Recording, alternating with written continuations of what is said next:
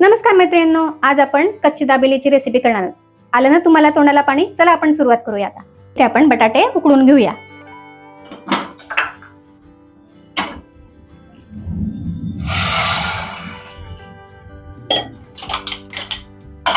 बटाटे थोडे मऊच होऊ द्यायचे. हे बटाटे आपले व्यवस्थित उकडून झालेले आहेत. याला फक्त मऊ शिजू द्यायचे बटाटे. चला हे काढून घेऊया. आता आपण बटाटे आपले उकडून झालेले आहेत. याचे आपण साल्ट काढून घेऊया. आता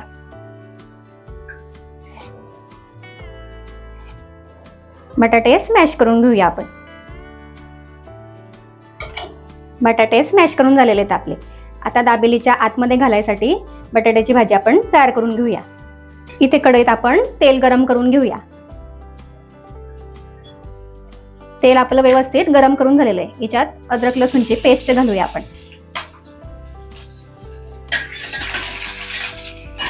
कांदे घालूया. कांदा व्यवस्थित फ्राय करून घेऊया.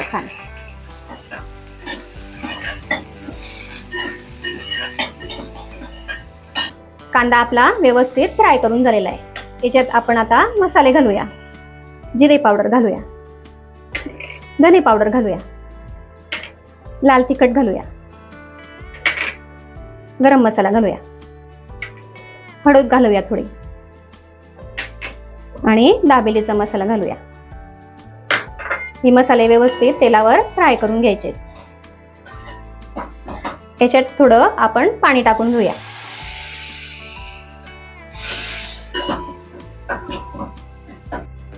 याच्यात बटाटा टाकून घेऊया आपला. हे व्यवस्थित मिक्स करून घेऊया. भाजी व्यवस्थित आपण मिक्स करून घेतलेली आहे. याच्यात आपण चवीनुसार मीठ घालूया.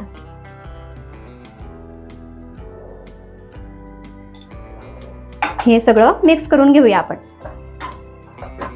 भाजी व्यवस्थित करून झालेली आहे. चला आपण आता पुढची तयारी करूया. सोबतच लागणारे आपल्याला पुदिन्याची चटणी, डाळिंबाचे दाणे, हे मसाले शेंगदाणे आहे, चिंचेची चटणी आणि खोबऱ्याचा खीस. ही बटाट्याची भाजी व्यवस्थित या ताटात आपण पसरून घेऊया. ही भाजी व्यवस्थित पसरून झालेली आहे. आता याच्यात आपण एक एक साहित्य घालूया. डाळिंबाचे दाणे घालूया, खोबऱ्याचा खीस घालूया, शेंगदाणे घालूया, कोथिंबीर घालूया वरतून. हे साहित्य आपलं व्यवस्थित रेडी करून झालेलं आहे. चला आपण पुढची तयारी करूया. चला आपण आता सुरुवात करूया. हा पाव आपण मधोमध असा कट करून घ्यायचा आहे एका साईडने. हे बघा असा.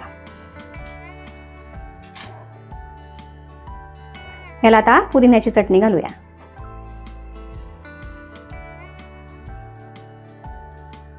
थोडीशी चिंचेची चटणी घालूया. याच्यात बटाट्याची भाजी घालूया. हे आपली तयार केलेली.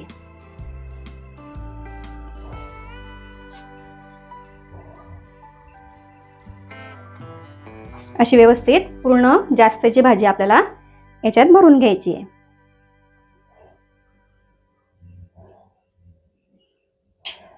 याच्यात थोडेसे शेंगदाणे घालूया.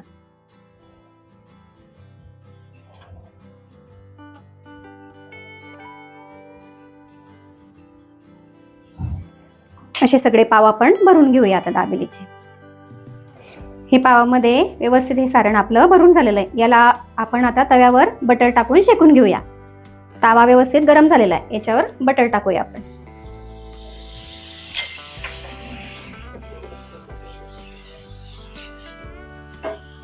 आणि हे पाव व्यवस्थित शेकून घेऊया.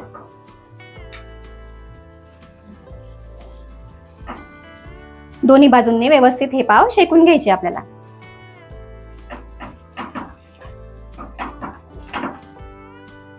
दाबेली आपली व्यवस्थित दोन्ही बाजूंनी शेकून झालेली आहे. ही आपली कच्ची दाबेलीची रेसिपी तयार करून झालेली आहे. तुम्हाला कशी वाटली? लाईक करा, शेअर करा, सबस्क्राईब करा.